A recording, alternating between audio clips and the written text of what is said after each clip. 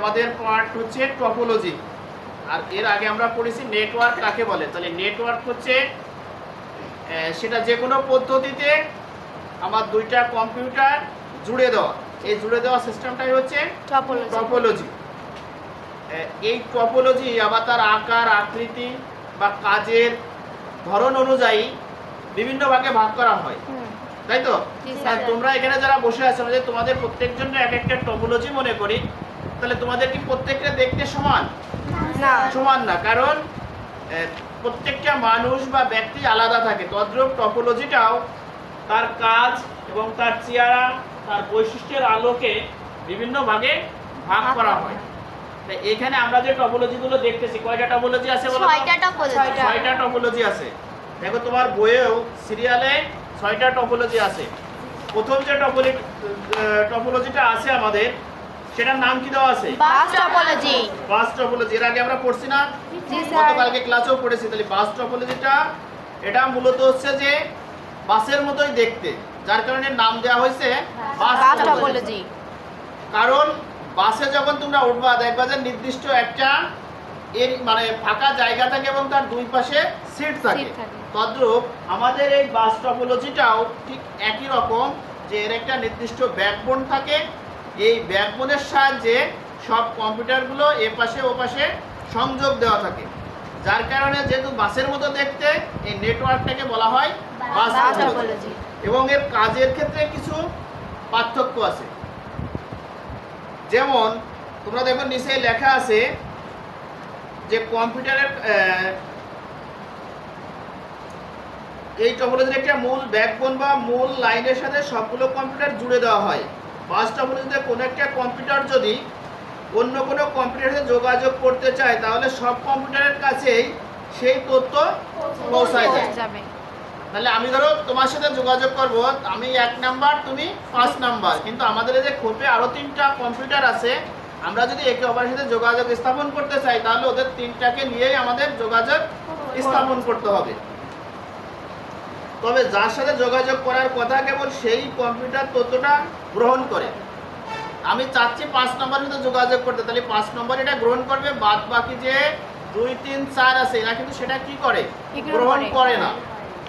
অন্য সব কম্পিউটার তথ্যগুলোকে উপেক্ষা করে। উপেক্ষা মানে কি? যে সে গ্রহণ করলো না, যেটা আমার তথ্য না, আমি দেখবো না, বাদ রাখবো। মনে রাখতে হবে মূল বাস বা ব্যাকবোন, ওই যে বাসের যে ফাঁকা জায়গাটা, সেটাকে আমরা একটা মূল বাস বা ব্যাকবোন ধরেছি। এইটা যদি নষ্ট হয়ে যায়, তাহলে সম্পূর্ণ নেটওয়ার্ক ব্যবস্থায় নষ্ট হয়ে যাবে। তাছাড়া তুমি আমি বা আদার্স যে কম্পিউটারগুলো আছে, যদি একটা কম্পিউটার নষ্ট হয়, তাহলে কম্পিউটারের নেটওয়ার্ক ঠিকই থাকবে। যেটা নষ্ট হয়ে যাবে সে শুধু এই নেটওয়ার্ক থেকে বিচ্ছিন্ন হয়ে যাবে। ক্লিয়ার কিনা সবাই?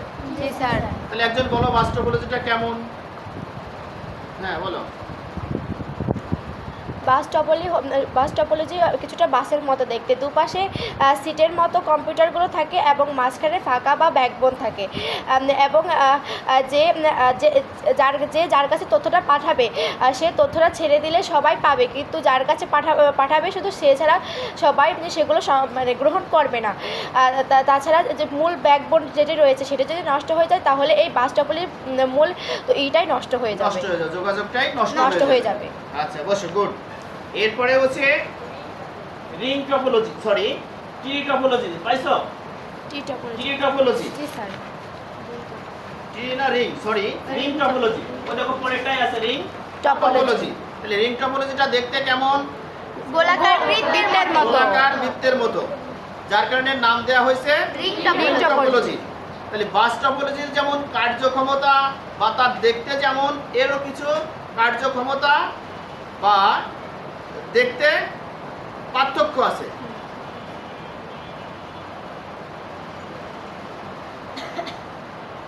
দেখো রিং টপোলজি, এটা দেখতে অনেকটা বৃত্তের মতো বা রিং এর মতো, যার কারণে নাম দেওয়া হয়েছে রিং টপোলজি।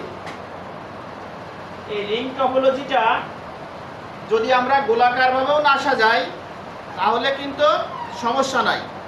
এটা আমরা লম্বা বাসের মতো সাজাতে পারবো, কিন্তু এর কার্যক্ষমতা কিছু আলাদা আছে।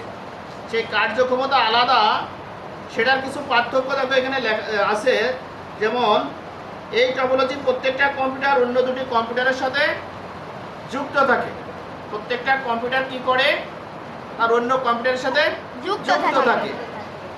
অর্থাৎ আমি এখানে আসি, আমার ডানে বামে দুটো কম্পিউটারের সাথে যুক্ত থাকবে। যদি এর ভিতরে কোনো একটা কম্পিউটার নষ্ট হয়ে যায় তাহলে পুরো যোগাযোগ ব্যবস্থাটাই নষ্ট হয়ে নষ্ট যাবে। হয়ে যায়। ক্লিয়ার সবাই? জি স্যার। তবে এটা যদি আমরা মনে করি যে রিং টপোলজিটা বৃত্তের মতো সাজাবো তাহলেও সম্ভব। আবার যদি মনে করি যে আমরা বৃত্তের মতো সাজাবো না, টোটাল এই ঘরের সাথেই সাজাবো,